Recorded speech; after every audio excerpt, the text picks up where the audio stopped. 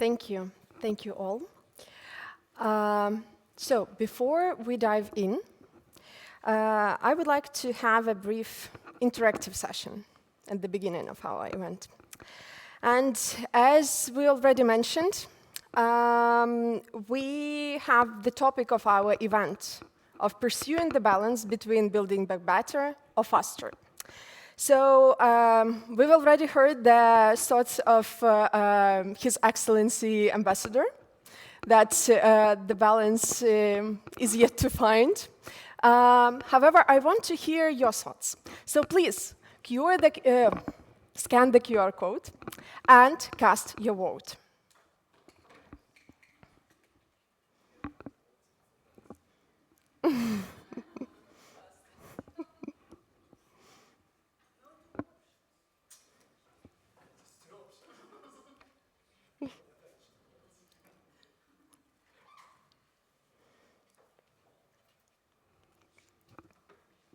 We will have several interactive moments like this throughout our event, and at the end, we will share the results.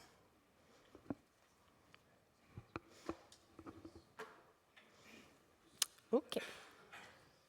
So I think everybody has voted, and now we can proceed. And we can proceed to the presentation on Ukraine facility and its role in reconstruction. So I want to welcome to the stage Charles de Crombrugghe, the policy officer from the European Commission.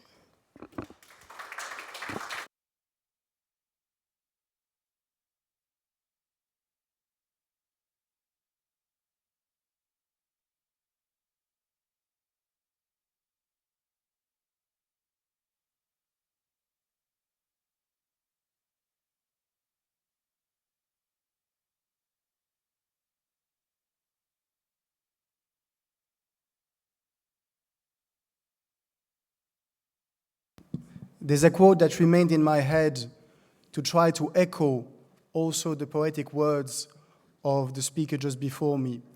And those words are the ones of Albert Camus, who knew very well what it was to fight a war back on European soil. Albert Camus said the following, and it's a free translation. In the middle of the winter, I have found within myself an unbeatable summer. And I think in light of winterization, in light of the different challenges that Ukraine is facing, sometimes a poetic quote can echo more than anything else. I'm glad to present today the Ukraine facility, which many of you know already. It is a synthetic presentation that tries to lead you towards many of the elements that the European Commission and other partners are putting together to support Ukraine and to bring international partners for the Ukrainian economy. I really thank all the sponsors of this event. It's a fantastic event, and it's an event that's been there before actually the start of the war. It's an institution here, EUEA, that's been there before the start of the war, and that says a lot about the steadfast commitment that there is in this continent.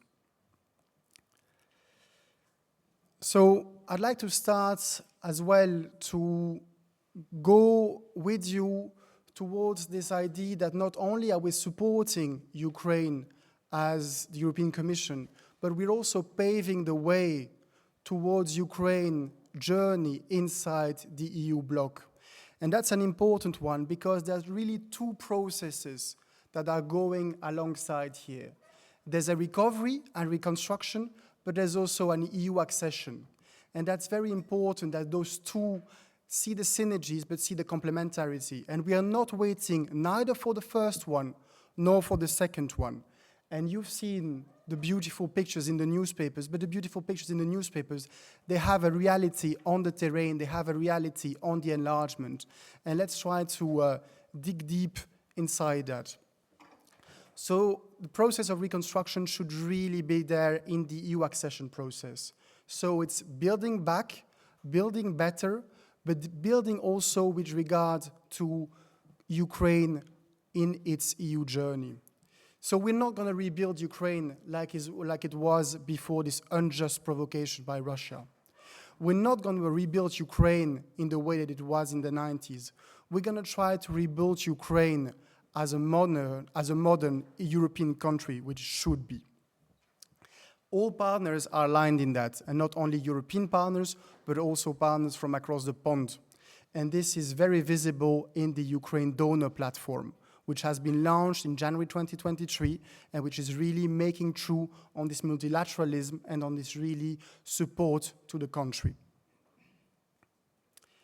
Where do we stand in the accession process?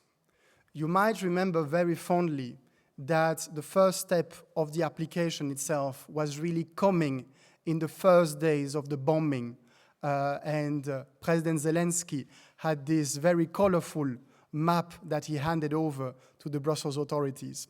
And this really started the process.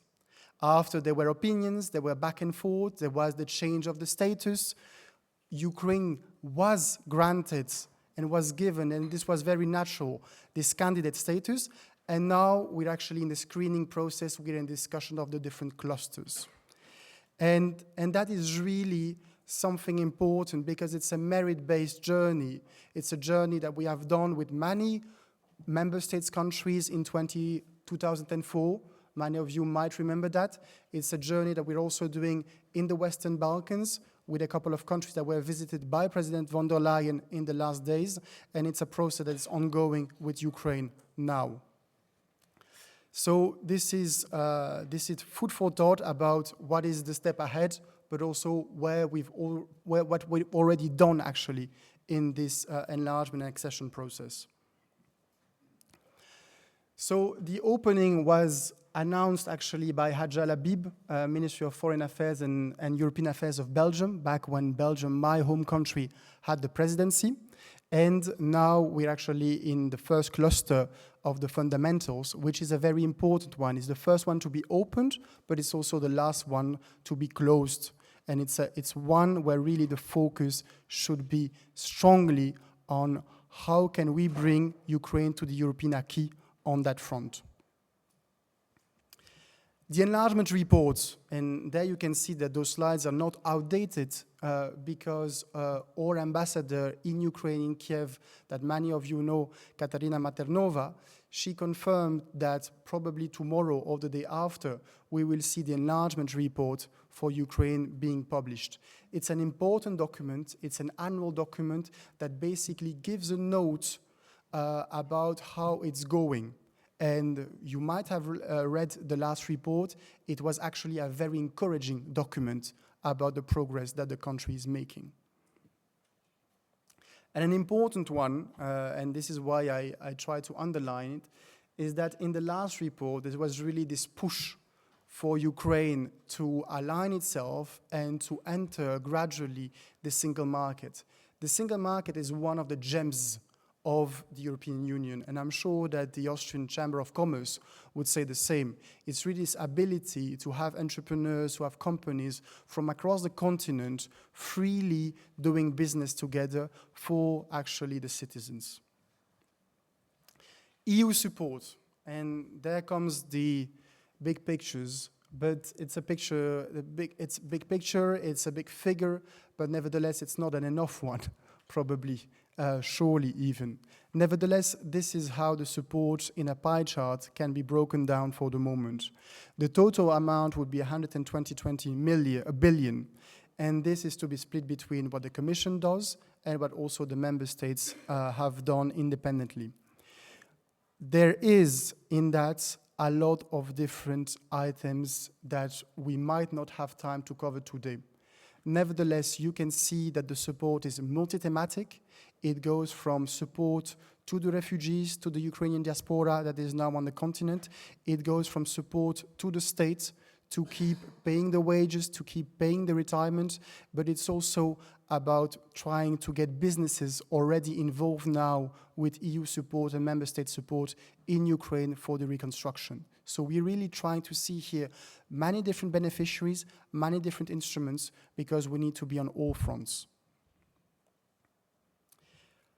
Most importantly, And because this is about trying to keep the lights on, what have we done on the energy support? No country has been attacked like Ukraine on its civilian energy infrastructure. It has been massive, unjust terror strikes on those infrastructure. And what we've tried to do here, and it's with a Viennese-based actor that many of you know very well, and some of the representatives will be there today, with the energy community, we've set up this Ukraine Energy Support Fund that really is there for the in-kind donation, to coordinate the support, and to try to get all of the good faiths from across the world flowing into the Ukrainian grid to support it. We try to do repairs, but as you see, 15% is not enough, and this is where we really see that we need to go wider, that we need to bring all the actors together to try to not have any damaging electricity cuts in the winter.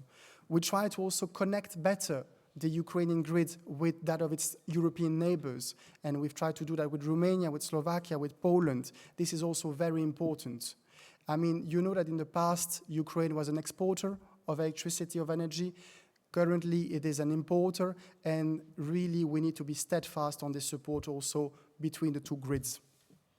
Stabilize. We need to stabilize as well the grid, and we need to make sure that crucial infrastructure gets the energy capacity that it needs. Hospital, public administration, public transportation, this is crucial. So I will not introduce the energy community today. You know it very well. I will just mention that this is a key actor that brings together this idea of enlargement, but also of support to the country. And because it prepares for EU membership, that is actually at the backer mat of the energy community. So it's to adopt, implement, and enforce important EU rules on energy. Commissioner Simpson is one of the key players that you have also seen in the Financial Times, making calls even recently for in-kind donation and for really European support flowing through the energy community towards Ukraine.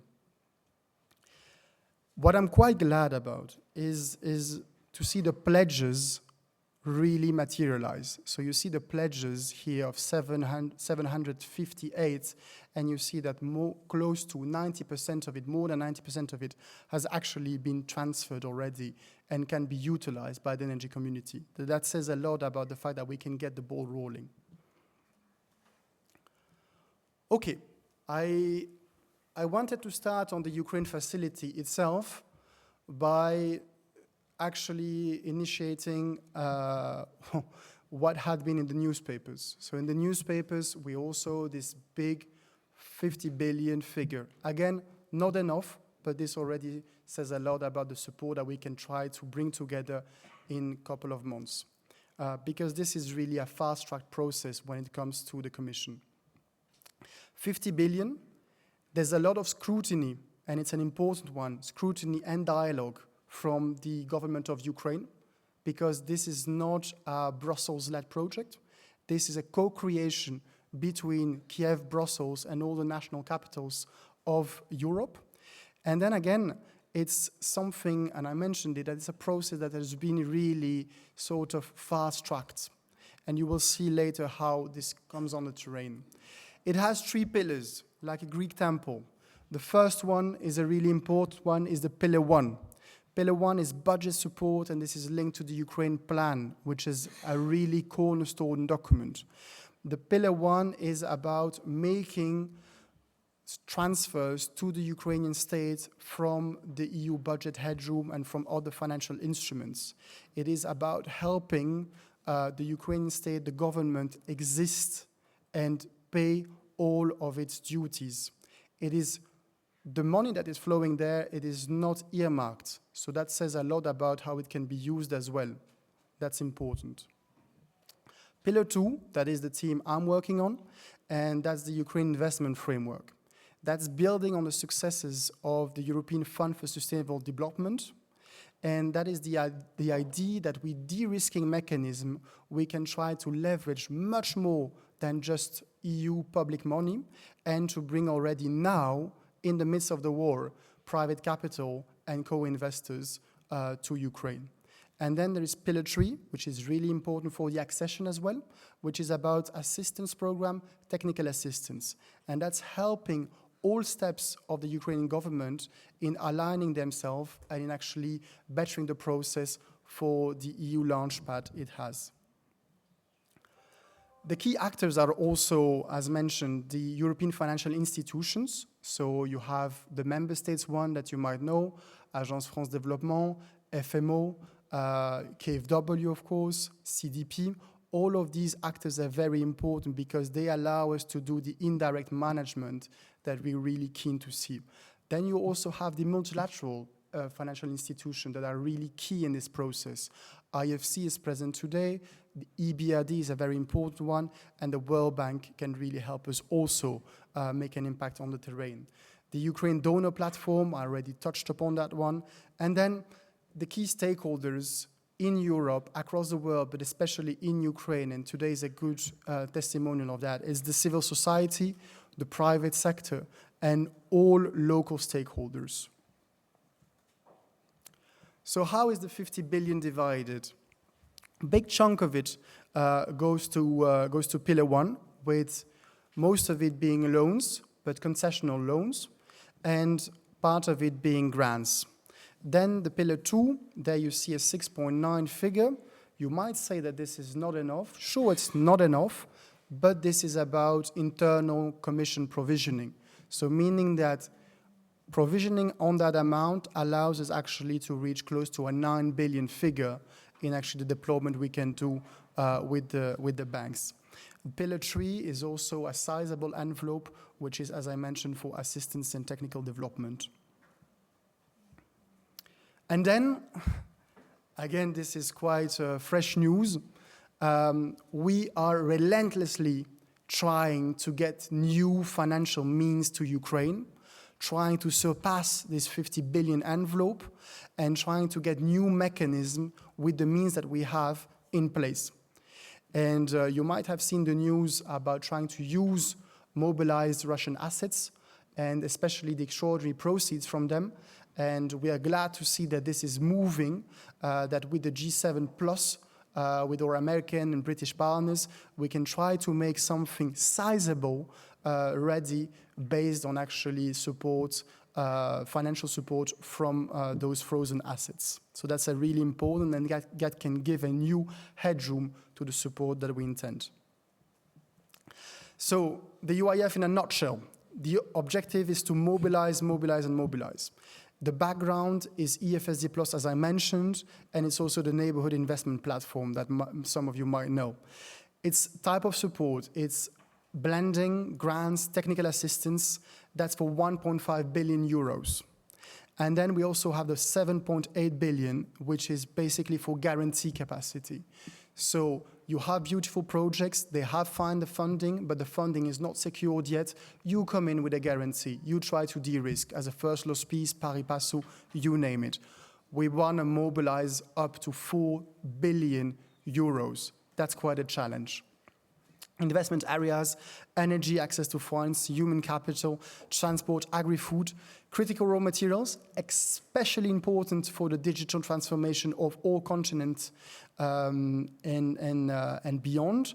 The green transition, very important as well, and Ukraine, we will speak about renewables a bit later in the day. Implementation, indirect management by the trusted partners that are already listed. Some key figures in the regulation that we will uphold. At least 20% needs to go to climate change mitigation, environmental protection, biodiversity, really the Green Deal in Ukraine. More than 25% can go as well, at least 25% can go as well to EIB. EIB is the EU's bank. It's a really important player. The EIB has shown its merits across the world with EIB Global, and we're so trusting them that there's a specific allocation for them inside the Ukraine facility. More up to 15%, please let it be more, need to go to startups and to SMEs in Ukraine. Those are the backbone of the economy in the European Union. It's the backbone of the economy in Ukraine as well. And then came Berlin. Then came June. And in June, fantastic, there we managed to sign. We managed to sign quite a lot. We managed to sign 1.4 billion euros. And most of that was guarantees. Some of that was blended finance. And this is really important because this allowed us to already show that this Ukraine facility that was a bit long in the making, that got approval by the co-legislator, fast delivered. And here I wanted to show 4 case studies, and I know my time is running up, but this is important because this is really on the ground already now. There's 4 agreements that I want to highlight. EBRD High Bar, EBRD Resilience, IFC Better Futures Program, and also KfW Reconstruction and Rehabilitation of the Electricity Transmission Infrastructure Grid. And that's with Ukrenergo. So, fantastic project here with EBRD and Galnaftogaz. This is about biofuels. And here I allowed myself to keep the guarantee amount and the loan size. So you see that we mobilize. The loan size of EBRD is 60 million. We have not guaranteed 60 million. We have guaranteed 24 million. So that allows to already have there, at first level, a mobilization effect. This is important because this is the OCO group coming together with other players and doing those biofuels. It's important for energy capacity in Ukraine. EBRD Nova Poshta. Nova Poshta is a very important player in Ukraine. We cannot stress that more. Here it's about trying to safeguard Nova Poshta, try to safeguard from shelling the employees of Nova Poshta. So it's about creating shelters, and that's for 70 million euros, again with the EBRD, signed in Berlin, already deploying now. And then big news that was in LinkedIn's feeds of everybody, I suppose. Xavier Niel, French billionaire, revolutionized the market with TREE, basically decided to make a huge investment alongside Horizon with EBRD and IFC with the backing of the French state and the European Commission inside telcos. Really important as well. The 4th one with Ukrenergo. Ukrenergo is an important partner in Ukraine, and there's 100 million that has been unblocked to basically support Ukrenergo.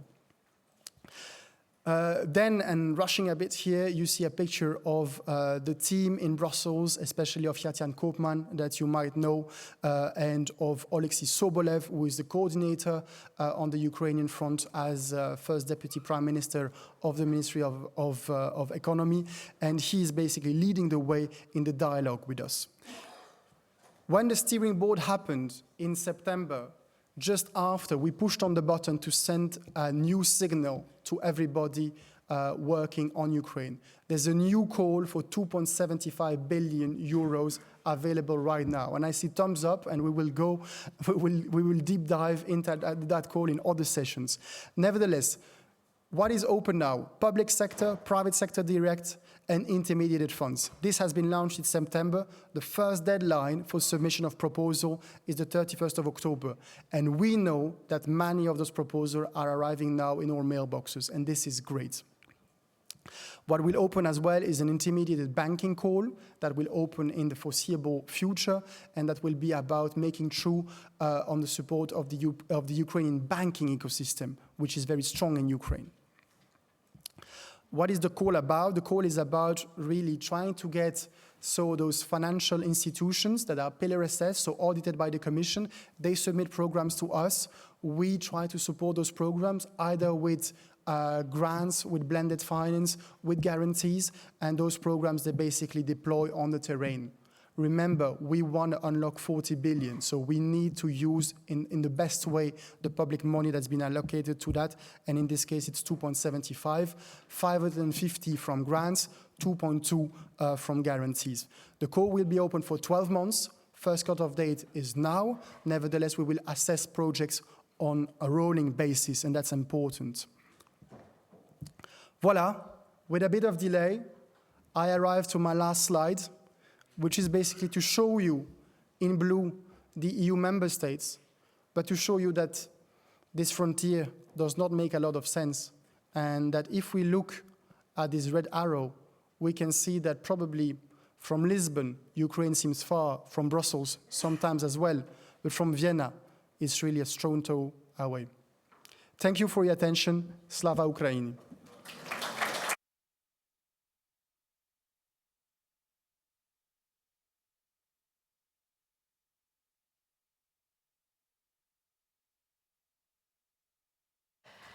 And we are moving forward. Now we will have the opening panel. But before that, I want to show you the results of our first interactive session. So, as you can see, we have significantly more people supporting the better reconstruction in comparison to faster. So our colleagues from the following debate can already take that into account. But that's very good insight, and we will get back to this question a little bit later. So thank you, colleagues, and we can go to the opening panel. And I want to welcome the speakers of this panel. So we will have Vasyl Shkurakov. I welcome you to the stage.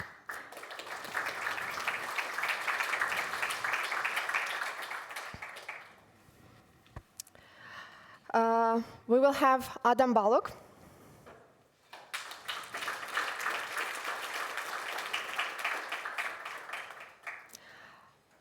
Matteini.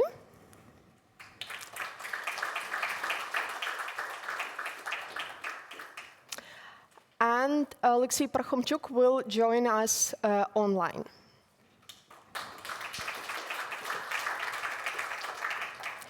And the session will be moderated by Giuseppe Grimald. Giuseppe, please.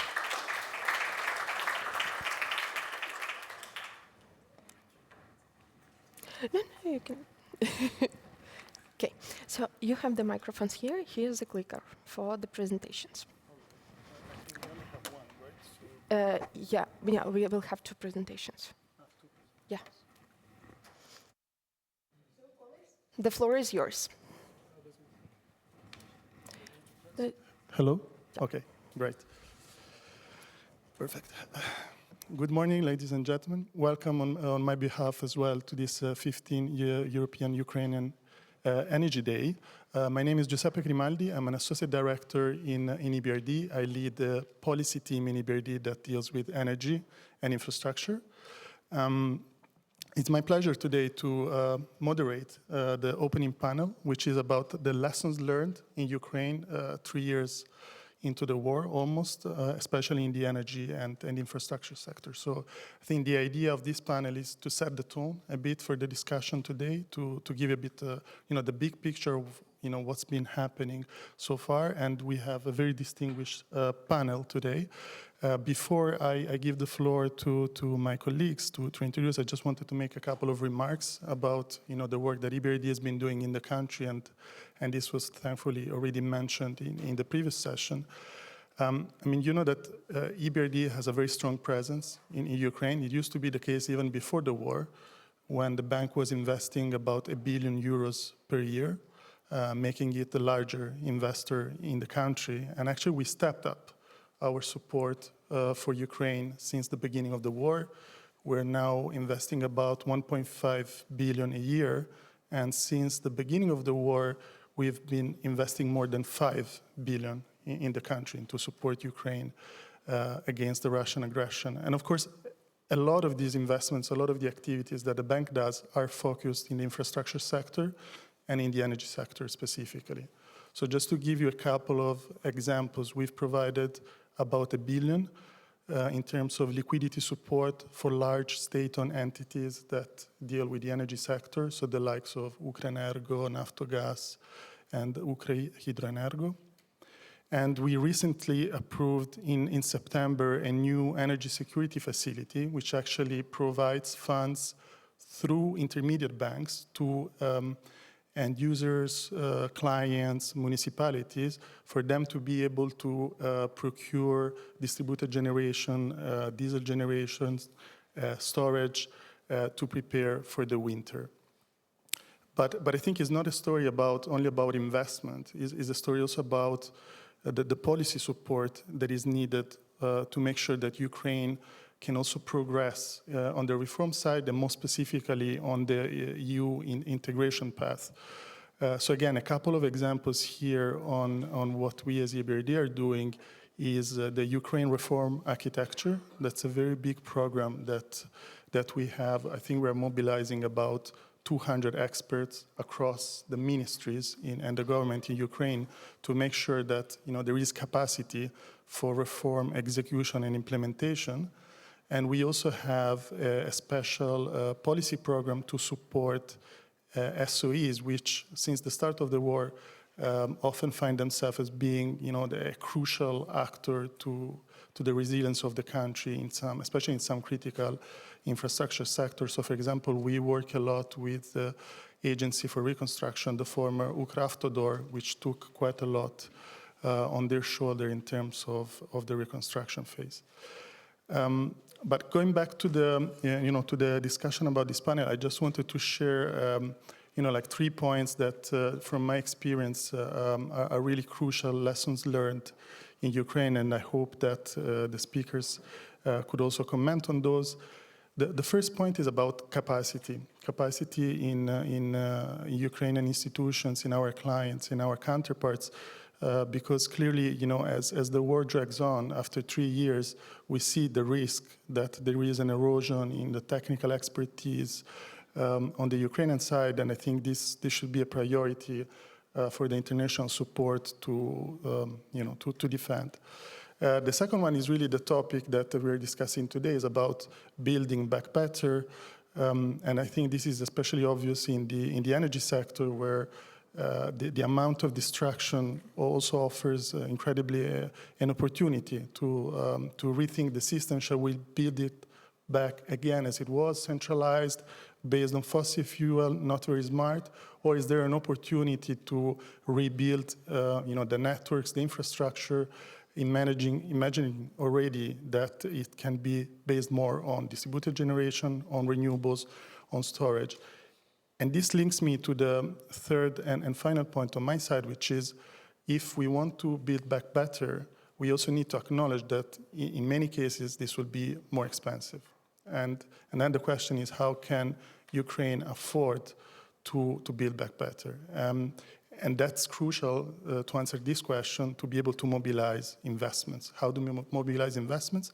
How do we mobilize investments for the private sector? Because I think in my views, there's like 3 conditions. One is to set up a very good incentivizing policy framework that can attract investment. The second one is to create a mix of support. It could be grants, support from financial institutions, and other type of financial instruments.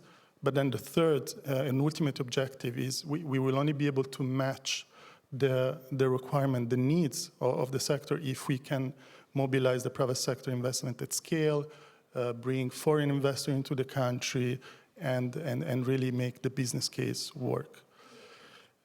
So having said that, I will now turn to my fellow panelists to start a lovely discussion today. I would like to start with the first Deputy Minister Shkurakov, Deputy Minister for Communities and Territories of Ukraine, and also member of the Supervisory Board of Hydroenergo. Deputy Minister, would you like to share your views about the lesson learned so far? Thank you very much. Dear colleagues, ladies and gentlemen, first and foremost, thank you for your tireless efforts and focused attention to the needs of Ukraine and Ukrainians. As we all remember and must remember, between March and June this year, Russia brutally attacked on energy infrastructure. This attacks resulted in the loss of over 9 gigawatts of Ukraine's electricity generation capacity, including an extensive amount of heating generation capacity. And today, thanks to you, the energy of Ukrainians is still generating. And this energy gives us inspiration to continue to fight for independence and liberty of the land. I would like to show you a small presentation about our heating season and what we should do for our decentralization system. First slide. In the run-up to winter, the enemy is destroying any possibility of our survival. For this reason, we are making a big transition from an outdated centralized system to a decentralized energy and heat supply. Heat supply in most of Ukrainian cities is 100% dependent on the operation of centralized systems. Therefore, this makes such communities the most exposed as their large boiler houses, heating stations are easy targets for Russian missiles. We already have plans to return energy to the cities that the barbarians left without centralized heating and its backup. These cities are Kharkiv, Ladizhin, Dobrotwir, Burштин, Ukrainka, Shostka. These cities are important for our energy infrastructure topology. These cities are our top priority. Russia is also brutally destroying livelihoods in the front line and border territories. As such, our task is to provide these sensitive regions with the needed energy equipment. These are Chernihiv, Sumy, Kharkiv, Donetsk, Zaporizhia, Dnipropetrovsk, Kherson, Mykolaiv, and Odessa regions. We have calculated the needs to district heating companies for power equipment to ensure the lives of millions of Ukrainians, and their 854 cogeneration units with a total electric capacity of 1,362 megawatts, 533 container boilers houses with a total capacity of 1,192 megawatts. This is not about numbers, it's about Ukrainians' transition to the decentralized energy. It's about the autonomy and capacity of communities. And the main focus is on those communities where the aggressor is completely destroying infrastructure. The resilience of these communities starts with the energy resilience.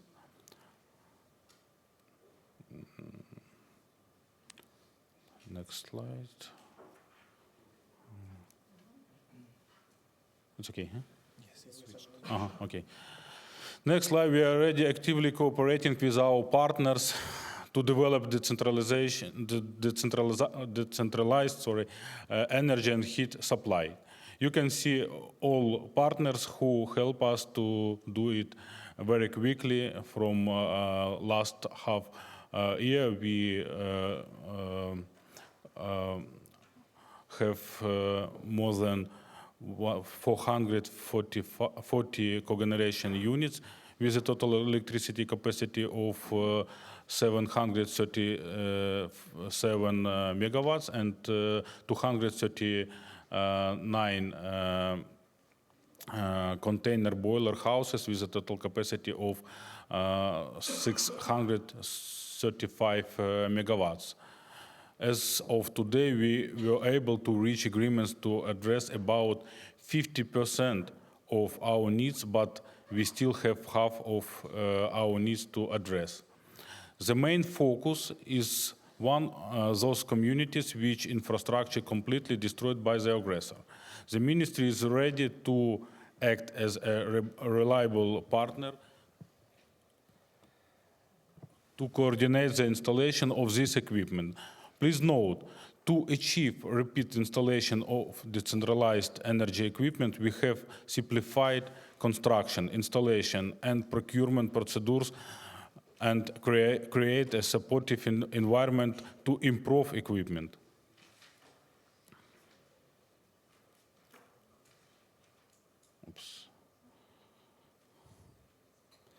Of course, this picture is our Kharkiv, and this match, it continues from the city, and now we rebuilt and we did very huge work in the city because the city had centralized system. Two power station supply this region, this city for heat supply, and now we rebuilt a new system with many different equipment like cogeneration units and boiler houses. We are working to serve the main goal to prevent heat outs and blackouts in the communities, to arrange maximum decentralization of energy and heat supply, by that increasing the resilience of our energy system in the face of Russia shelling, to provide electricity and heat to the homes of millions. This winter season will be a challenge for Ukraine, for our energy system in the face of attacks. We must join force to prevent threats of Ukraine's energy sector. And for my last words, I prefer more build back better, but I totally agree with my colleague about all understanding for us what we should do to implement this topic for Ukrainian reality. Of course, we should looking for investments to do it, and of course we should thinking about our tariff policy, because now it's one of the big problem to involve investment in this sector. Thank you for your attention and have a good day. Thank you very much. Slava Ukraini.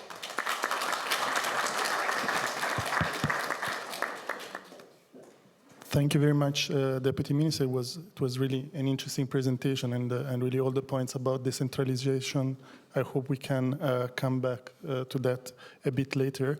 I would like now to turn to Oleksiy, who is connected with us from Kiev and who works for the Investment Fund for Developing Country, Olexiy Parkhomchuk, and ask his view about the latest development in Ukraine and the investors' outlook for the country. Oleksiy, please, the floor is yours. Yes, thank you, Giuseppe. Well, thank you very much for inviting me, and it's great to be here. IFU, the Danish Investment Fund for Developing Countries, this is Danish state-owned DFI, Development Finance Institution. And in terms of the previous panel, where Charles was presenting Pillar 2 details of the de-risking mechanisms from the European Commission, we are one of those eligible institutions who can apply for those instruments developed by the European Commission. Well, at the very start of the big war, we had 5 investments in Ukrainian renewables, and one of the largest, Sivash wind park, where we are similar to EBRD and to a few other European DFIs and IFIs, used to be a lender, and we're still a lender, but Sivash was occupied during already the first hours of the invasion, and as of now, the status of the asset is not really clear. It's occupied. What is remained there? It's a question mark. But for us and for the owners, the asset is lost. But other 4 investments of ours in Ukrainian renewables, 3 solar parks and 1 wind park, they up and running. They are up and running. They are operational. And they're actually doing better than we would expect at the very start of the invasion. So they are produced into the grid, and they are paid better, once again, better than we would expect. But this is already a bit of a history. Of course, we are in the active ownership mode with regards of those investments, and we are trying to do our best to support them in their operations, in their survival and further development. At the same time, we also understand that we also need to think about the future. And building a pipeline for future investments, this is one of the core tasks we are having on a daily basis. You know, it's a difficult task, and it's not only about having sufficient funding for the investments. And I wouldn't say that we have that we are overfunded. We have money, and we understand our capacities, and we do try to look closely at prospective investment opportunities. At the same time, we understand that we face quite a number of difficulties, of challenges assessing new projects. And those difficulties, to some extent, Giuseppe, you mentioned in your opening remarks, and some other speakers already mentioned some of the things earlier today. And probably I wouldn't go too deep as of now, but just to mention the security situation assessment is still a big question mark. The war is continuing. Ukraine is losing territories on everyday basis. Unfortunately, we are losing people. We are losing sometimes very much qualified people who are now mobilized to the army for obvious reasons. The security situation is pretty much uncertain everywhere in Ukraine. So in terms of the geography, there are no completely safe regions. Some of the regions can be perceived as safer. Some of the regions are obviously more difficult to secure, but at the same time, the whole Ukraine is under attack. So security situation is a big question mark. Insurance possibilities, political risk insurance and insurance of the assets on the ground, this is also one of the concerns. And we also sometimes lack some consistency in the policies, in the statements from the Ukrainian authorities. What exactly are priorities, and to what extent we should be focused on rebuilding back better, greener, or rather faster and cheaper at the same time. Another concern of ours, it is the sales model for the new renewables. Obviously, previously we were relying on the green tariff and payments from the off-taker, from the guaranteed buyer. And we are actually happy that the level of payments is not 100%, but it's anyway much higher than investors would expect during the wartime. But the green tariff is over for good reasons, and to what extent the merchant risk is acceptable to us, this is once again a question mark, and to what to base the financial modeling for another 5-6 years, this is not really certain. And just to finalize on the challenges, and the list is longer, and I'm trying to make it short.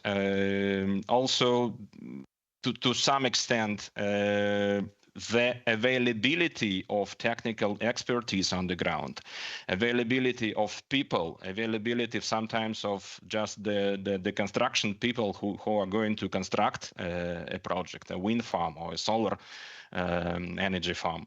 This is also one of the challenges. So there are many uncertainties. We keep on being, I wouldn't say optimistic, we keep on being realistic in terms of assessing our possibilities to contribute. But in any case, we keep on going and keep on talking to project sponsors and trying to make our best to support them in making their projects bankable. I will probably stop here.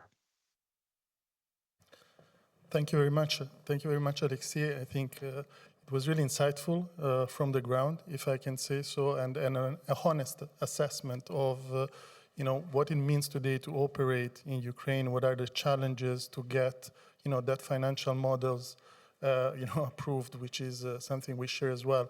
And maybe that's a good transition to the next speakers, turning to the international community to understand what is preparing. We heard from the Commission before, but and I think the Energy Community Secretariat in particular was mentioned there. So I'll turn at this point to Ádám Balogh, who's the head of the Ukraine Support Task Force Unit at the Energy Community Secretariat, to hear a bit, what are the lessons learned for the energy community. I think it changed a lot as an institution compared to the energy community, let's say, before the war.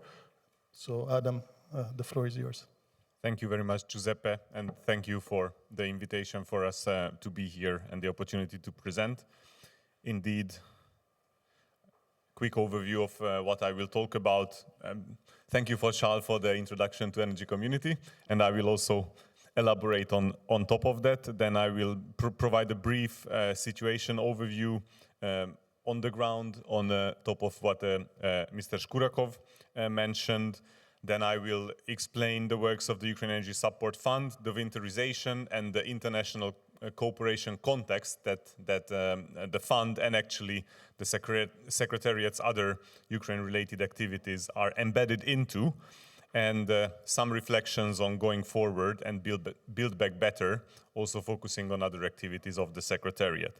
So yes, the energy community is an international organization based on the treaty establishing the energy community, and the key objective is to extend the EU's energy market to our contracting parties, so practically to have one common energy market based on legislation and regulation which is harmonized with that of the European Union.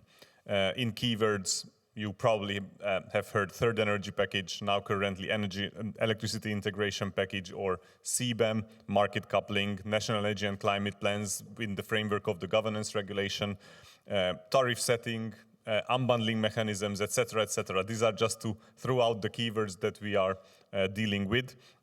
And all this practically offers an accelerated integration to the contracting parties that on the energy field, they practically can feel as being member of the European Union. So that based on one common energy market, based on the common rules applied in the contracting parties, de facto on the energy and climate sphere, the countries are kind of members of the European Union, and that's what we call accelerated integration. A general description of the situation, this mostly focuses on the electricity grid, so hence it adds nicely on what Mr. Shkurakov has also presented with regards to the district heating situation. Just a quote from the Ministry of Energy. So the question is not whether there will be blackouts during the winter, but how long those blackouts will last.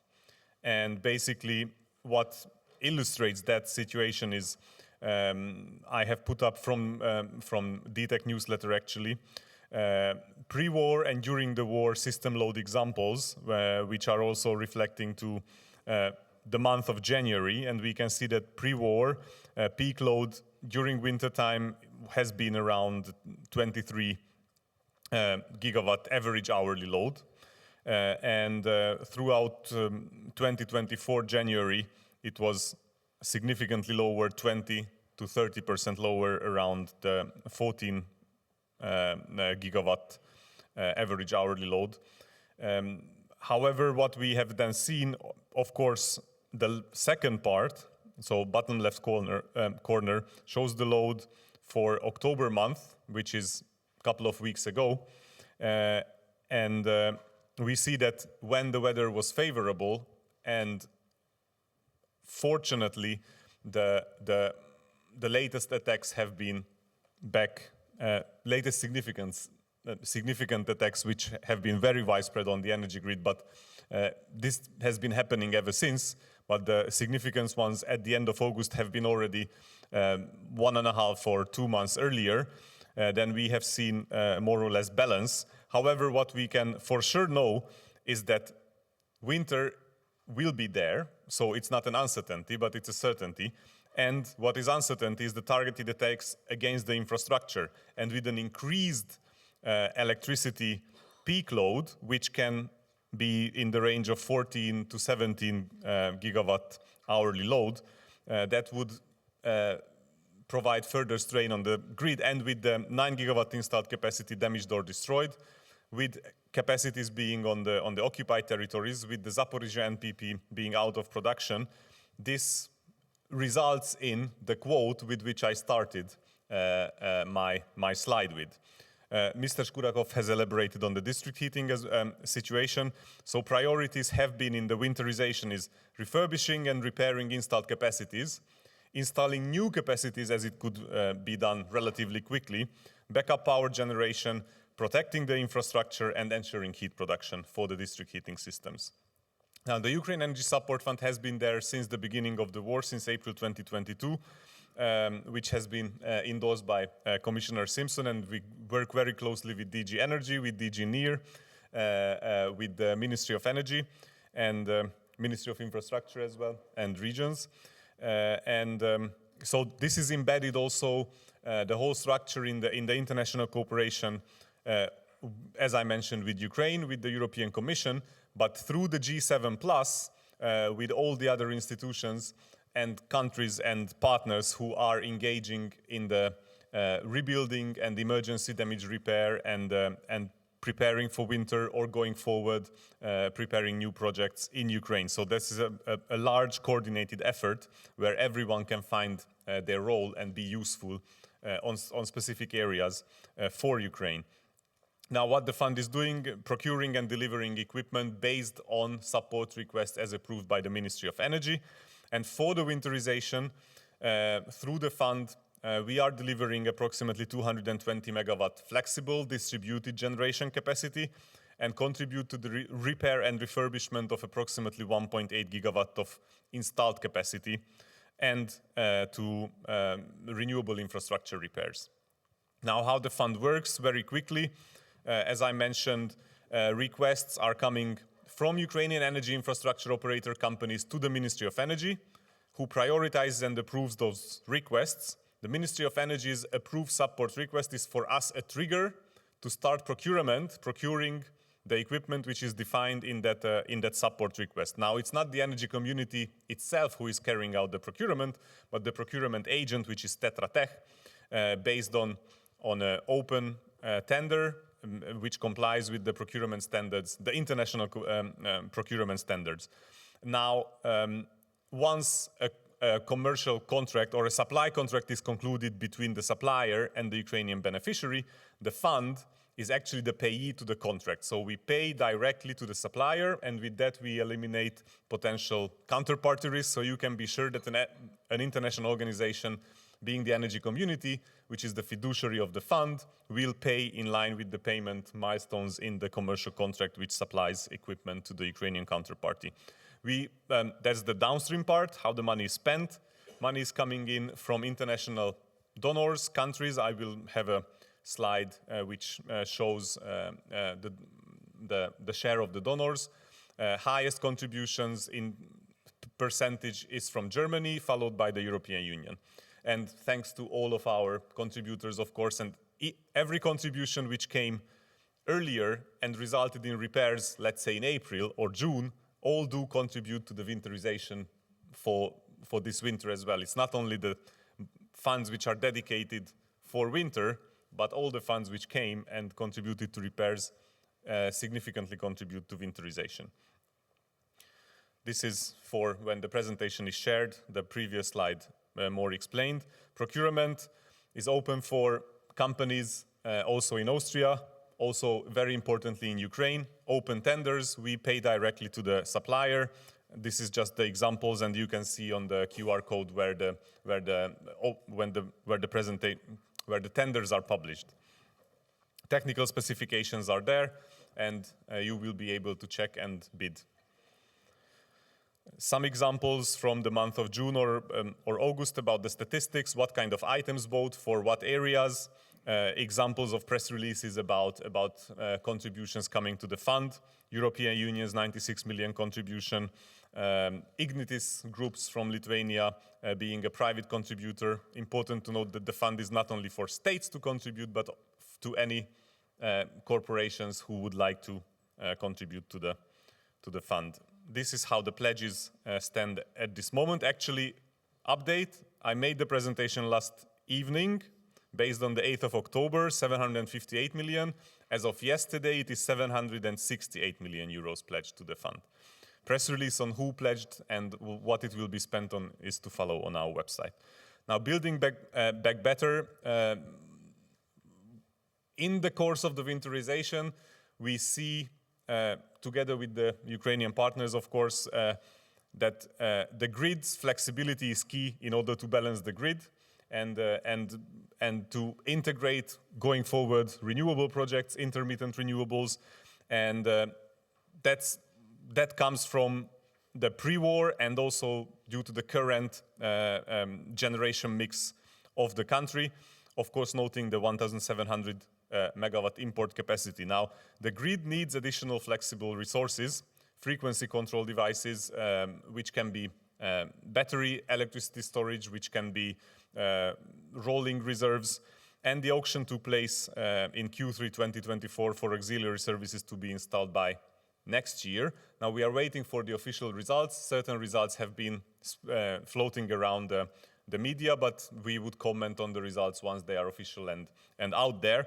However, what is for sure that flexible assets on the grid are crucial going forward, also due to the war effort, but also to integrate projects which are in line with the NECP, which are in line with the Ukraine facility and the Ukraine plan, without which it will be difficult to control the grid. Now, building back better and other reflections where we are active. So, National Energy and Climate Plan, NECP, based on the governance regulation, the Energy Community Secretariat has an important role, monitoring responsibilities, and we are working in the context of the G7 and calling together the high-level advisory group, which channels in the international communities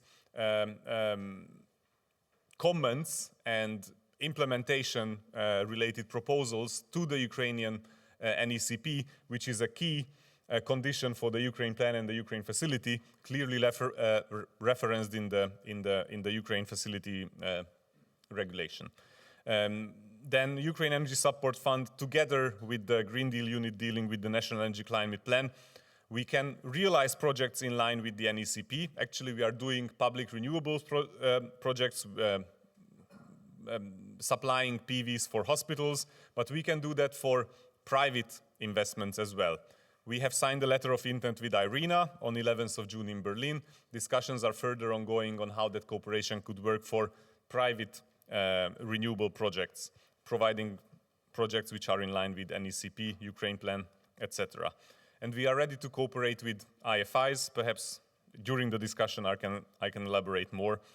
We have the Ukraine Energy Market Observatory, very important about the import capacity into Ukraine. Of course, it's a physical question on the one end, and the international community and ENTSO-E and Ukrainian colleagues are working on how this can be increased. However, on the Ukrainian side, there are, of course, measures which we have collected in our latest Market Observatory report, which lists recommendations and the reasons for those recommendations, how actually the existing capacity can be used more efficiently so that it's producing a higher impact within the country, and to enable the Ukrainian legislative and regulatory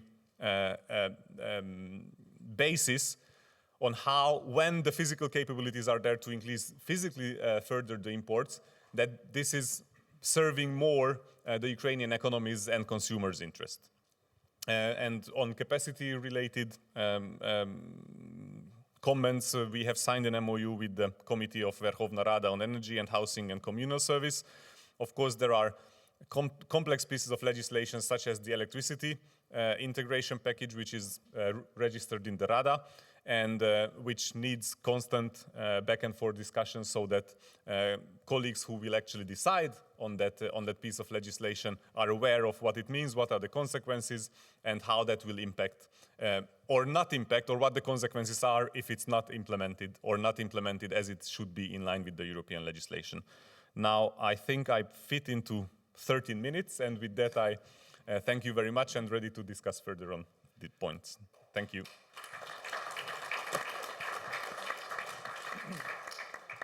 Thank you very much, Adam, for a very insightful presentation of the work you're doing at the energy community. And I think also this concept of accelerated integration maybe goes back to the question, building back better, faster. Probably we can do both sometimes. So that's why you accelerate the integration. Okay, let me conclude the first round of discussion with Marco Matteini, Industrial Development Officer with the Energy System and Infrastructure Division at UNIDO. Marco, I would like to hear your technical views about the work that you've been doing at UNIDO for the energy system in Ukraine.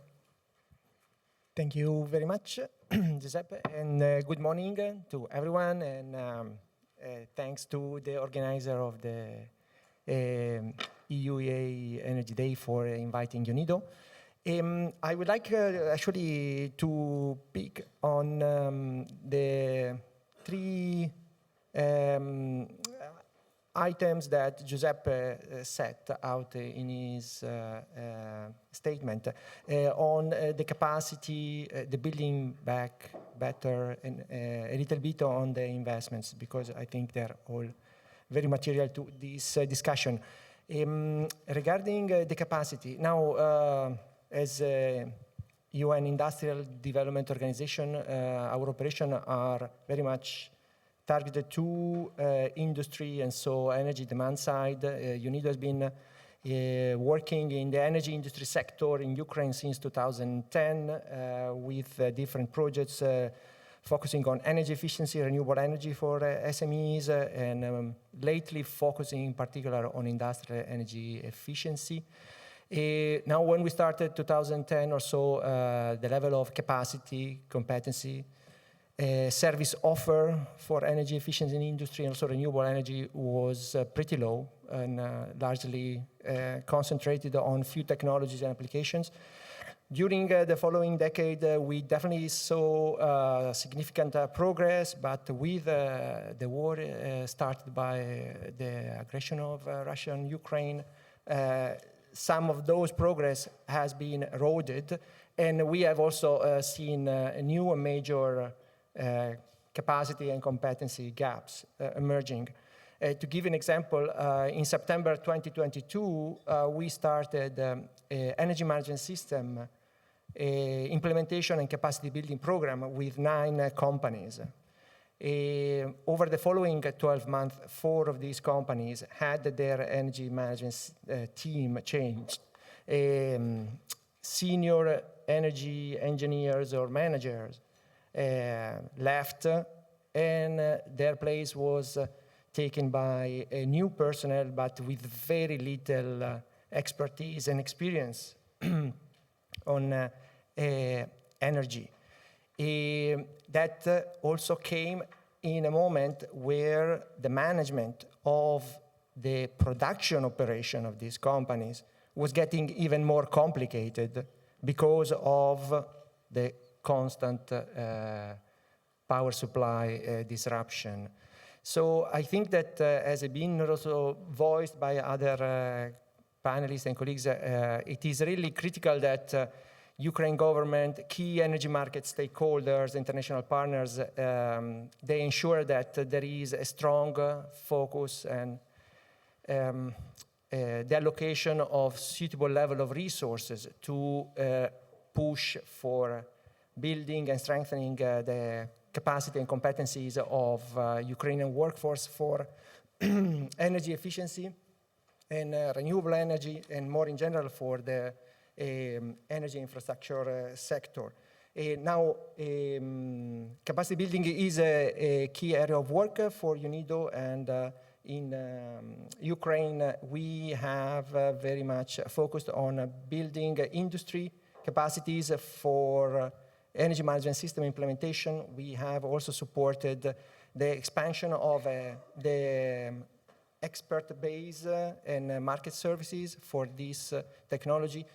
We have also focused on the optimization of industrial energy systems like pumps and steams, but systems that are cross-cutting to many sectors. And we have also started to provide capacity building on renewable energy integration in industry.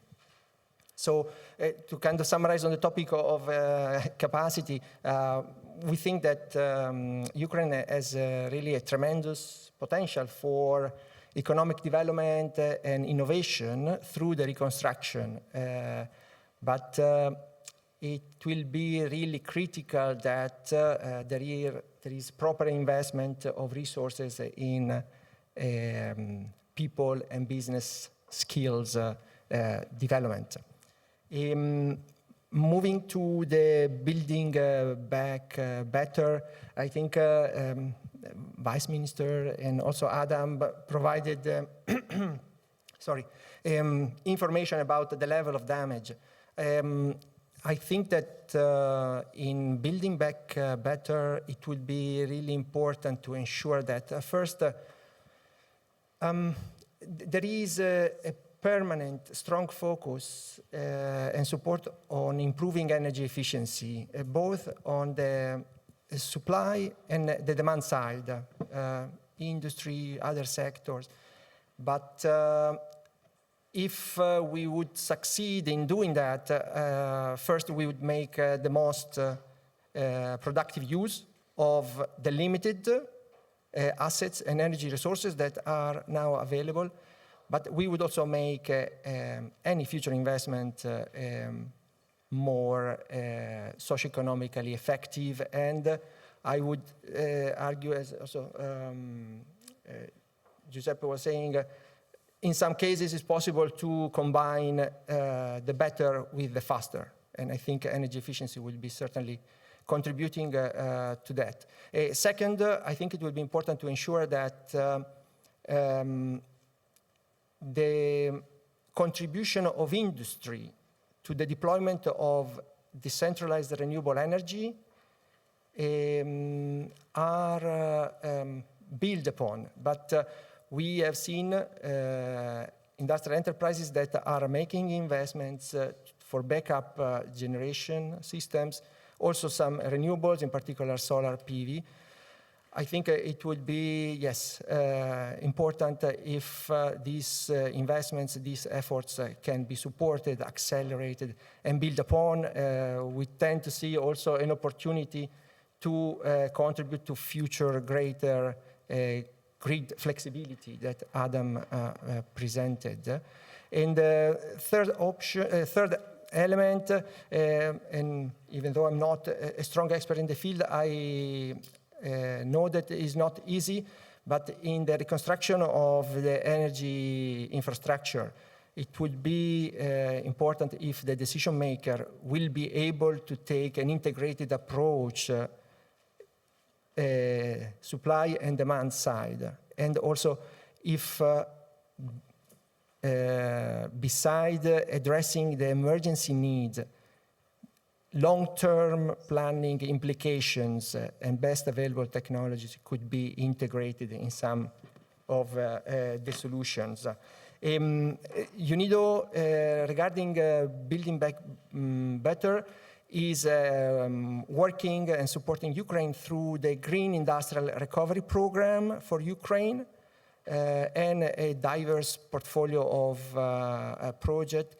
With regard to Ukraine's energy security and infrastructure, work that is particularly relevant has concentrated, again, very much on the demand side, but technical assistance to industrial enterprises for energy efficiency and demand reduction, actually enabling also companies to carry out energy demand forecasting for internal use, but it has also potential beneficial impact for future demand side management or demand response program.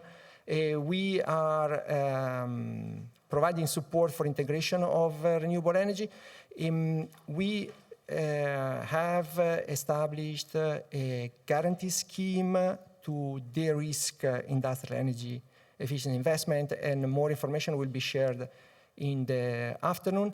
And from this year, we have a large program that is supporting private sector-led transfer of technologies to Ukraine that can have a significant market growth and job creation potential. This is a program of $188 million that is funded by Japan.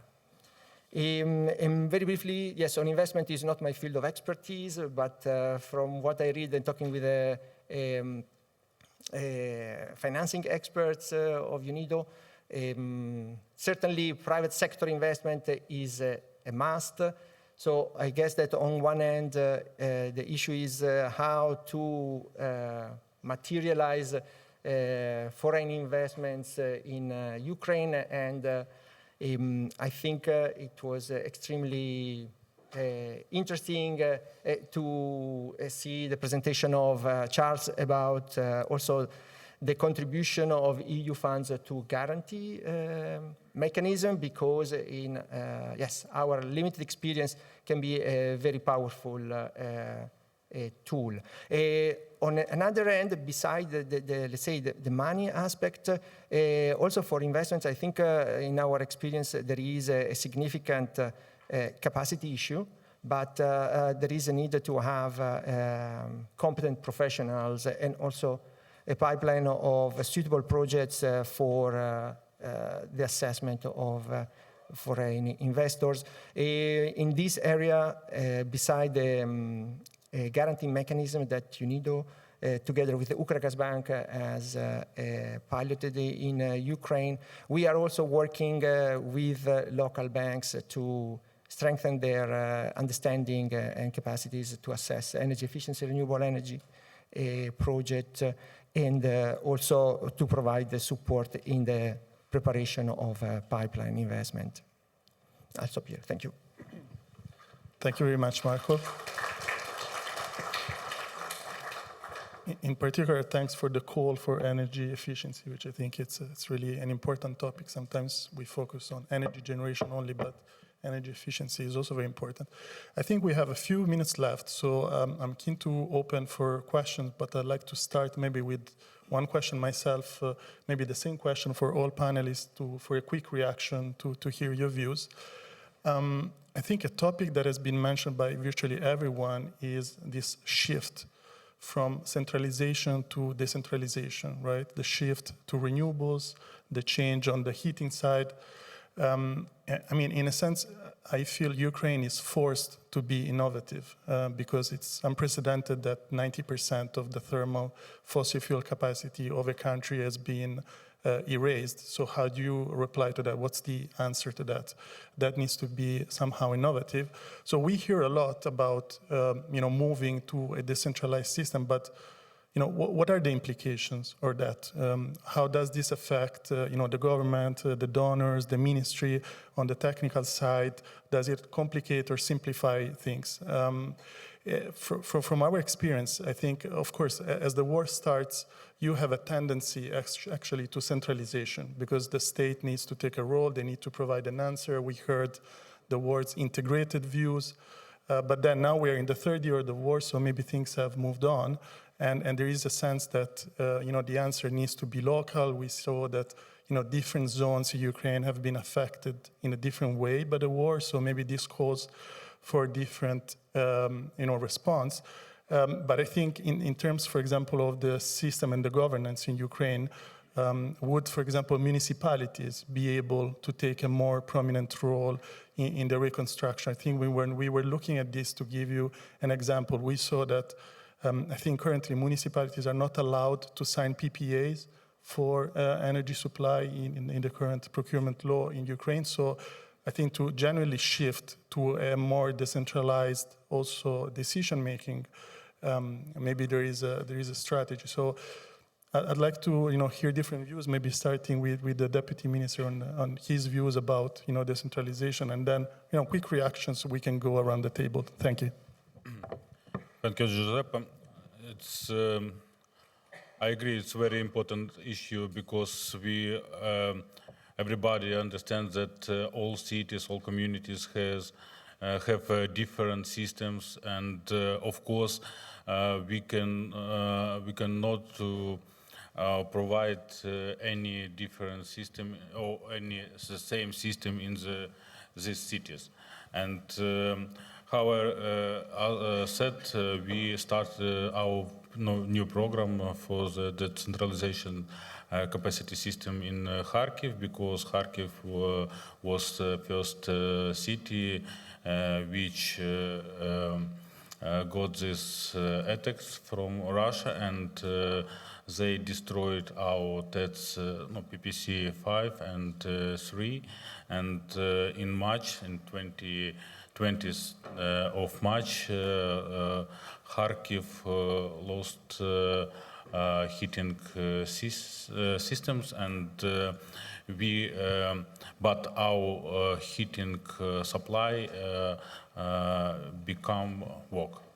And we start with our energy security project with USAID realized decentralization heating system, and they delivered a few cogeneration units to Kharkiv before these events and these incidents, and they installed this cogeneration system on their boiler houses.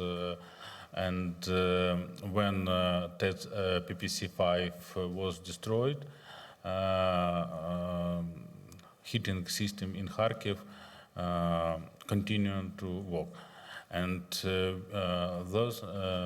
then we decided to prepare for all big city which has a centralized system, prepare reserve system for this situation. And how we remember, next city was Ukrainka, when Tripolska PPC was destroyed, and then Burштин, Dobrotvir, Zelenodolsk, Ladizhin, it's big cities which lost their heating system in Russian attacks. And now, of course, we have some problems with installation these procedures, because first of all, my colleagues said it's about experience, and of course all teams who provide this system in Ukraine, they need special experience to install this, and of course we need to prepare good plans to realize this project, because it's not easy project. It's very difficult system with many different components, and of course every project have different issues, and our ministry with Ministry of Energy, of course, we have support from energy community, because it's found very important for different equipment and materials to install this system. And when communities prepare the list to needs for install, we started this procurement mechanism, and then we support our communities and our district heating companies to install their units in the cities. But I want to read a few key measures we need to focus on when attraction, investment and project for the restoration of the energy sector to maximize the effectiveness of investments in recovery and reconstruction are as follows. Accelerating the reform program by Ukrainian recovery plan. When we prepare this plan, we tried to include all needs for our transformation, our legislation skills, and this will promote economic growth and we can say, and the modernization of the institutions, as well as strengthen the capacity of the public sector at the local level in the line with EU standards and policies. It's very important because we understand that Ukraine is a candidate for the EU members, and we should do better than we are now. Strengthening public sector capacity. Alongside the growing role of the private sector, further enhancing the public sector's capacity in planning and implementing recovery and reconstruction projects will be crucial for ensuring effective and efficient execution at developing a unified portfolio of projects at the preparation stage, strengthening the institutional and technical capacity of government bodies and relevant stakeholders, and establishing the Strategic Investment Council, which has already started its work in the second half of this year. Maybe you know about our DREAM system. We created the system for our communities, for our donors, for our partners. It's about small project management. Our view that all projects which we realize in Ukraine in different funds should we have one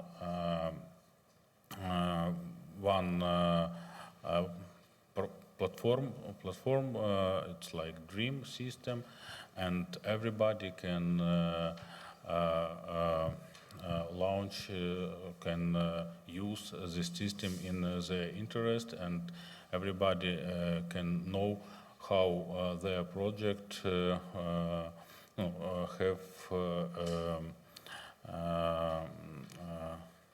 how their project implements. Utilizing opportunities for private investment. The private sector will play a critically important role in meeting the needs of recovery and reconstruction as market conditions develop and commitment to reforms continue. The scope of private sector investments in the industry could significantly increase. This growth will help accelerate implementation while reducing the fiscal burden. And last point is enhancing the competencies of local authorities and communities' representatives. Strengthen the strategic planning, project management, investment, achievements, coordination with various stakeholders and relevant technical capabilities will contribute to the development of modern, inclusive, sustainable communities. I'm sorry for my English, but I think it's no problem. Very good. No, thanks a lot for your remarks and for highlighting the challenges, but I think also the success stories, like in Kharkiv. I think a few of us thought this could be done. So I think it's also very powerful to have these success stories. If I can go quickly through the other panelists, maybe starting with Ádám. Ádám, how do you see decentralization for the work you do at the energy community? Is that something you can, empower? Is that a difficulty to deal, for example, with more counterparts than one? How do you deal with that? Thank you, Giuseppe. So decentralization, in our understanding, means two things. So decentralization of installed capacities to be more widespread, but it also means decentralization of project owners, so that we would indeed talk about more actors who are there. And if you have more actors who are playing on the field and want to invest and carry out projects which are renewable, intermittent, wind power, flexibility projects, then what remains as the guiding principle is the legislation and the regulation. So in that sense, that is then the key factor for de-risking the investment, because that legislative and regulatory framework will ensure that the cash flow is there, that it can return, that IRR, expected IRR is there, that the investor can pay back the loan for IFIs or to commercial banks. So in that sense, the legislative and regulatory basis for the reconstruction is key, where we think we are bringing something important to the table, of course based on the treaty, but based on our cooperation with IFIs, with the European Commission, and based on the fund as well. So, and of course the grid, the TSO, the large central thermal power plants are all kind of centralized, and it cannot work without them and without support for those entities if there are damages, because the core, the base load of the generation has to be there. At the same time, what we can also see is that the demands, the needs are higher than the public funding available from international donors on one-on-one basis to carry out the repairs is higher. So the needs are higher than the available international public funds, and that needs some kind of multiplicator impact. And through the process, what is the European Union is implementing, that is of course there, and through IFIs, that is of course there. Where we can also play a role is that earmarked donations for such projects through the fund, we can work together with the IFIs, we can provide a grant component for specific projects, which sweetens the deal, which renders the project bankable for the project investor as well, because of course then there is private money which is coming in, there is a loan component from EBRD, EIB, World Bank, IFC, etc. And if the risk profile of the project is not enough yet to make it bankable, financially viable, then a grant component from the public funds which are available through the fund, that can be the ultimate step to render the project viable, and thus be the multiplicator for bringing in 1 to 10, 1 to 5 impact on the field. So that would be the quick reaction on that. And happy to continue discussion after with colleagues as well. Thank you. Thank you very much, Ádám. I see that Oleksiy may like to comment on the investment, but before we do that, I wanted to quickly go through Marco and hear from the technical side. When we speak about decentralization, where do you see, let's say, the obvious opportunities, and where you think, is less obvious that, shift maybe to decentralization is advisable at this stage? Thank you, Giuseppe. I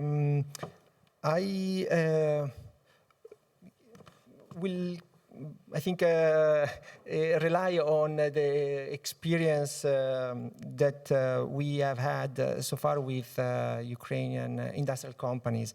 But now, decentralization certainly will mean increasing complexity for the reasons that Ádám mentioned, that are probably even the less predictable one. I think at the end, the technical or physical implications might be more predictable than an increasing number of actors, institutions and players. So I would fully agree with Adam that legislation, regulation to provide certainty to investors is the first step. We have seen over the last 2 years industrial companies, as I mentioned earlier, investing in renewable energy. Probably not at the scale that could be controlled or used by transmission system operator in the next few years. But I think that with a medium and long-term perspective, they could contribute to the decentralization effort that is currently an emergency. I would also say that from UNIDO perspective, we see decentralization of power generation also as contributing to the overall increase of grid flexibility. And Adam again mentioned it before, and maybe also Charles. But from that perspective, I think that industries are offering also important opportunities for demand response or other measures that could help with the overall task of balancing the system, where also more decentralized renewable will be in place.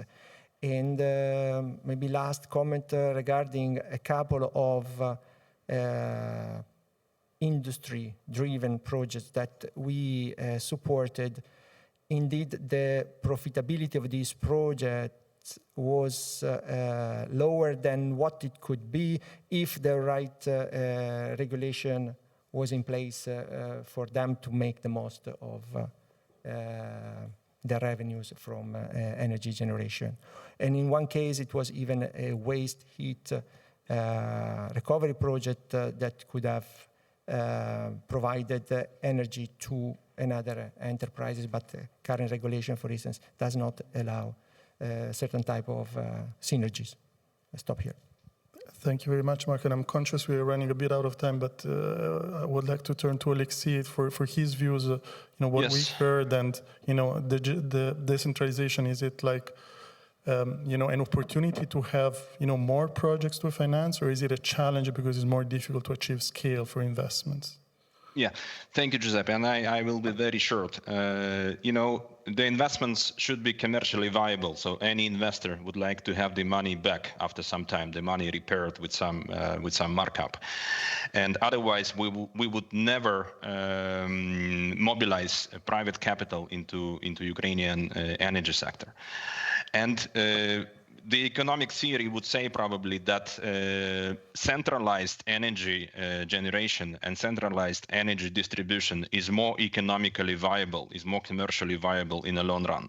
But the war, and we have completely different situation because of the security, and we are forced to decentralize. And this is kind of the imperative of the time. And I would say, as an investor, this is not for us to decide whether it will be centralized or decentralized. But at the same time, we are, of course, assessing what are the prospects of having the money back, because we also need, on top of DFI money, IFI money, public money, we need to mobilize private money. And while the discussion continues, we keep on our renewable assets running.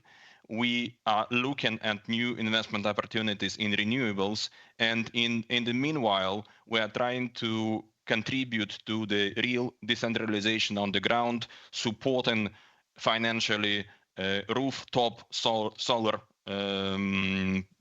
plants, solutions on the roofs of the companies, of our portfolio companies, and we have assets in agriculture, in some general manufacturing. So we are encouraging our companies and supporting them in making those rooftop solar installations. One of our agricultural portfolio company has recently installed gas piston power generator, which is for almost 5 megawatts, and this is what they need for processing of agricultural products. So this is our contribution without too much of the philosophical and conceptual resolution of the dilemma. Thank you. Thank you very much, Oleksiy, for these practical views as well. I know we're past time, so I don't know if there is any burning question from the room. If not, I think then we can, wrap up. Thanks a lot for a very interesting discussion. I think we can continue in the next panels about these topics. Thank you. Thank you.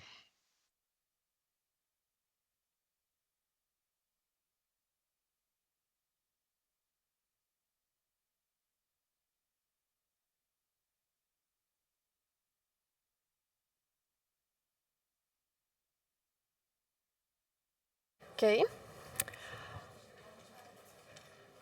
Thank you, everyone. Thank you, the speakers of this panel. And now we have one little but very important address, and then we can proceed to the coffee break. So I want to introduce you to Yurii Kubrushko, who is the board member of our association, but also the co-founder of Leleka Foundation, is the supported charity of the event. Leleka Foundation is a remarkable organization that is doing really amazing things with saving lives in Ukraine, and I really want you to know more about it, and Yurii will help you with that.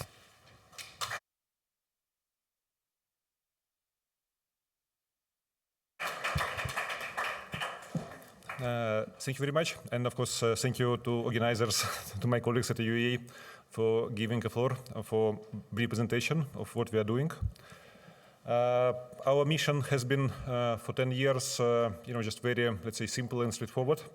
We are helping Ukrainian medics, basically the medics which are working in the frontline areas and providing, the first critical aid during the first minutes or hours after injury. It concerns both soldiers, defenders of Ukraine, but also civilians, because in most cases in the frontline areas, there are simply no civil medics, and military medics are the only ones who can be available and save lives. Unfortunately, for just saving lives, training is not enough. Medics need a huge amount of highly specialized equipment, medical supplies. They need evacuation cars to take wounded people from the field to field hospitals or to other hospitals, and that's why for that, they need a lot of special, let's say, stuff, which available in most cases. In Europe, in US, worldwide, but not easily available in Ukraine. In general, just to be brief overview, frontline medics in Ukrainian reality, first of all, are former medical professionals. So these are former doctors, nurses, surgeons, but in some cases can be, let's say, basically anybody who knows how to provide basic medical support and first aid. We have many veterinarians who are also combat medics right now. Then, because unfortunately, we really have, as you know, very significant military operations, and lots of presence on field is required. That's why many medics are just not medical professionals by their education. They are just, soldiers who passed basic, CLS, CMC trainings, which are usually like 1 month and above, if time permits. Most of them, vast majority, 95+% of medics who are currently serving on the front lines and helping people, they don't have any former military background. They are just, people who were mobilized, to the army during last, 2.5 years, who had, experience, who got training. And many of them are also females. So let's say, actually, practically, there are people from all types of backgrounds, all types of, let's say, personal situations. And unfortunately, they've been spending, most of them, quite significant time on site in very hard field conditions, which of course, has dramatic impact on, let's say, their psychological and, physical health, and, they are practically continuing to work on daily basis in such a harsh environment. This is briefly explanation of what is needed. There are, as I mentioned, there are medical supplies. Many of them are single-use items. That's why there is a need, basically, not just to provide something one time to medic, but also to keep doing that on weekly or monthly basis for them to replenish, the stock. Medical evacuation vehicles are key, especially not just traditional, let's say, European ambulances, which you can see in the cities, because such cars simply will not make it to the front lines and back, because there are no roads, because these are really hard field conditions. That's why for that we are buying just really real four-wheel drives, pickups, jeeps, especially big, large Toyotas like Land Cruisers and UNIDO type of Toyotas, because they're really the ones who can make it to the front line to make evacuation fast and efficient to nearest field hospital. Also now, starting beginning of this year, it's key to have anti-drone electronic systems, because drones are common reality right now everywhere along the front line. So if you just send car to, let's say, 10-kilometer zone near the front line, there is more than 50% chance that it will be hit by drone and will never come back. That's why right now we are buying these anti-drone systems for all cars which we transferred before. For new cars, is a must, but also we are trying just basically to give it for every medic, because if there is medic, he has somewhere some small field point, either it's his car or her car, or it's a point where, soldiers bring, wounded people to provide the first aid. So, without anti-drone system, this location will be, very easily spotted by drones and will become the primary target, because unfortunately, our medical evacuation cars and medics are primary target for Russian attacks and drones. The government, speaking frankly, hasn't been doing very good work, but I can hardly blame them for that, because the needs are so huge that even if they do it in an efficient way, we will still have huge needs. Also, I should say that unfortunately, the focus from Ukrainian government and focus from other governments so far has been a lot on discussions around weapons and military aid, and somehow, this area in between, was lost for the last 2.5 years.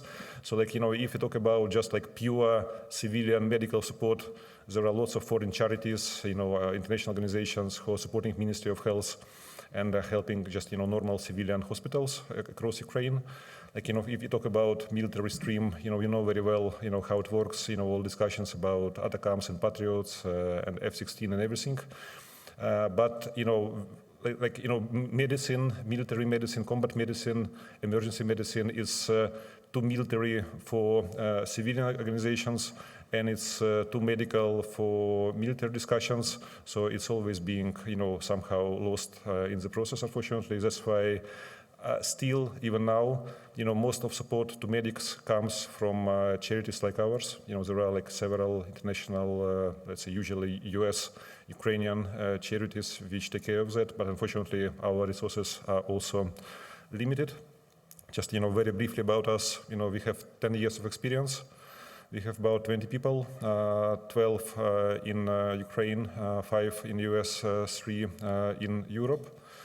We have been doing that, as volunteers since early days of 2014. Basically, we started back in March, April 2014 when there were, basically first clashes with Russian army in Donetsk and Lugansk areas. During these years, we really built, efficient supply chain, because all of us, by former background, we are IT specialists, financing, consulting specialists. So, we built the scheme which actually allows to deliver everything which is purchased in 2-3 weeks, like from the moment when we get donation to the account in US to the moment when medic gets aid in the front line, basically. So, we have online application system.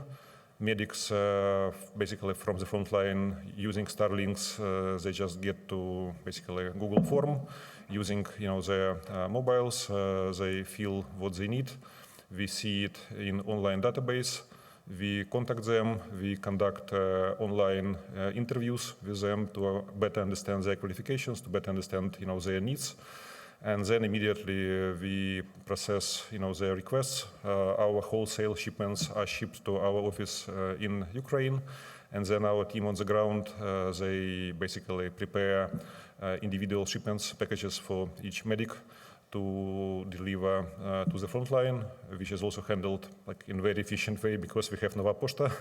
So basically, with Nova Poshta, Ukrainian postal operator, it just takes 2 days to deliver everything from Kyiv to the nearest point, and from there, whenever a medic has time, she or he just, they just drive to pick up, the shipment. So it works like in a very efficient way. This is briefly what we delivered since beginning of the invasion. The total worth of all this stuff, which has with strange names, it was about $10 million. It's what we processed in donations and delivered as aid for 2.5 years. But I think the most important figure which I can give here is that using, let's say, based on very conservative estimates from our discussions with medics, the things which we transferred allowed to provide, the first emergency aid to more than 50,000 people, which gives you some idea about, the scale of military operations that we currently witness. Because again, as I mentioned, we are not the only ones. There is still, some support from the state. There is support from our other colleagues.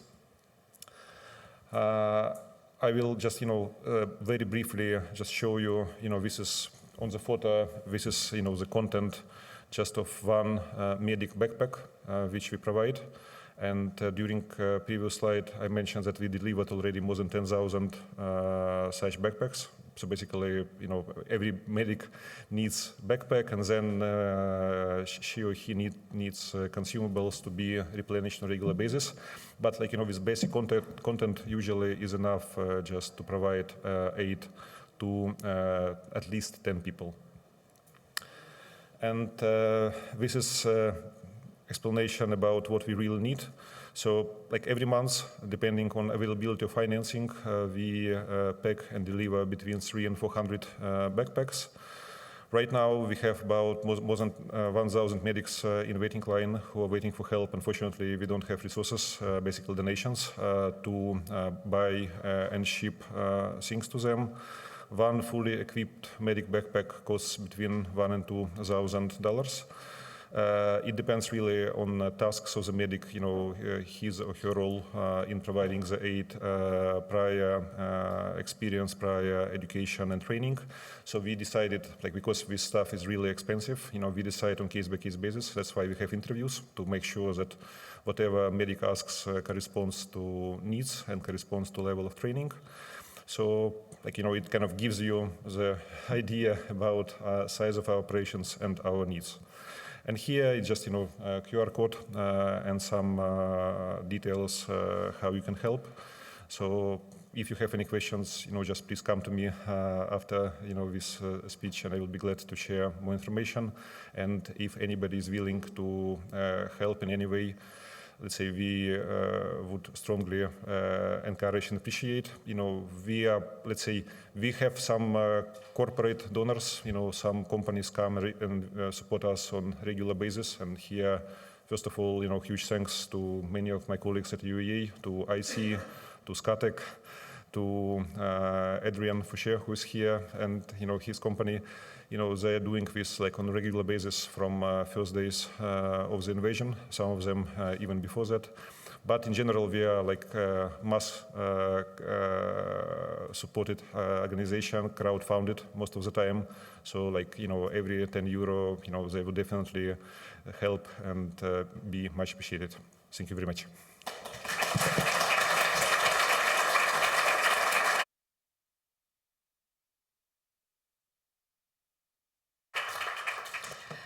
Thank you, Yura. Thank you for all of your work. And now we have a coffee break. We will get back to the parallel sessions at 11:50. So please be in the rooms. In this room, we will have the reconstruction panels, and the renewables panels will be happening in the room 2 across the hall. So please enjoy the coffee break.